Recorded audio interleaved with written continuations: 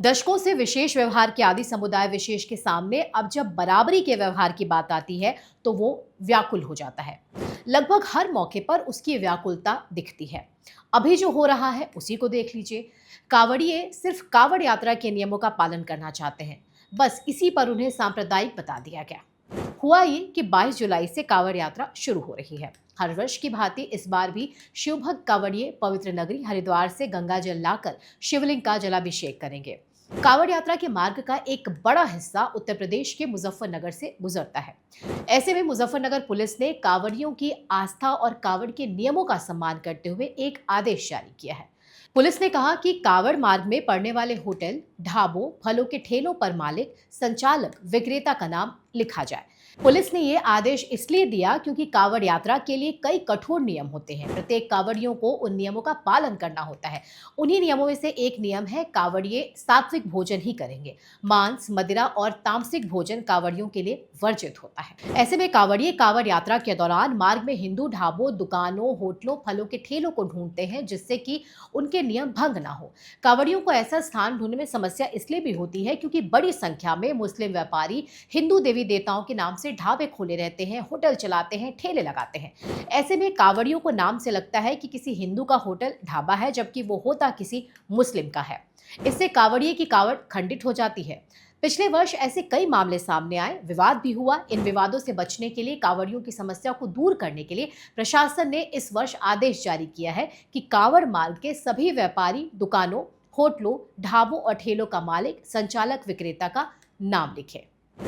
अब आप कहेंगे कि ये तो अच्छी पहल है, विवाद नहीं होंगे, कांवड़ियों की आस्था का सम्मान होगा और कांवड़ भी खंडित नहीं होगी। आप सही कह रहे हैं, लेकिन कांग्रेसी, वामपंथी और इस्लामिस्टों के इकोसिस्टम ने प्रशासन के इस निर्णय को सांप्रदायिक घोषित कर दिया है। यही नहीं, इकोसिस्टम ने कांवड़ियों को भी सांप्रदायिक बता दिया। गीतकार जावेद अख्तर ने तो भारत की तुलना नाजी जर्मनी से कर दी। कांवड़ियों पर आगे बात करें उससे पहले सवाल है कि क्या नाजी जर्मनी का ऐसा सामान्यीकरण करना सही है? जावेद अख्तर को दुनिया के यहूदियों से माफी मांगनी चाहिए। अब कांवड़ियों पर आते हैं। सवाल है कि इकोसिस्टम इतना व्याकुल क्यों है? कांवड़िए अगर अपने नियमों का पालन करना चाहते हैं तो ये सांप्रदायिकता कैसे हो गई? कांवड़ यात्रा के दौरान कांवड़ियों का खान पान और नियम कठोर रहते हैं, जैसे नशा, मांस, मदिरा और तामसिक भोजन वर्जित रहता है। चमड़े के वस्तुओं का इस्तेमाल प्रतिबंधित होता है। धूम्रपान, कंघी, शीशा देखना निषेध होता है। कुर्सी, वाहन, चारपाई, पलंग पर बैठना निषेध होता है। मिर्च को लंका, चप्पल को खड़ाऊ, नहाने को स्नान, कुत्ते को भैरव पुकारा जाता है।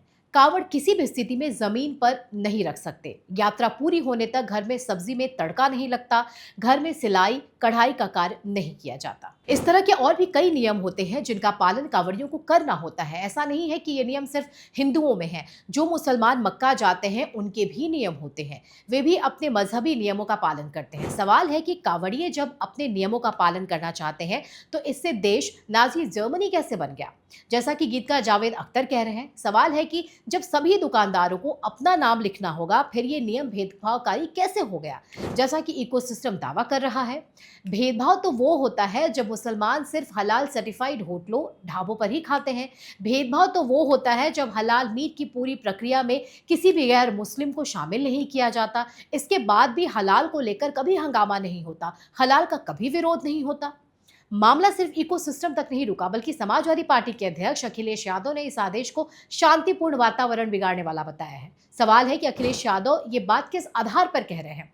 पुलिस प्रशासन का आदेश तो कानून व्यवस्था बनाए रखने के लिए है। पिछले वर्ष कांवड़ यात्रा के दौरान इस मुद्दे को लेकर विवाद हुआ, हिंसा की स्थिति तक बन गई थी। ऐसे में जब प्रशासन एक हल लेकर आया है तो ये आदेश सामाजिक अपराध कैसे हो गया, जैसा कि अखिलेश यादव दावा कर रहे हैं?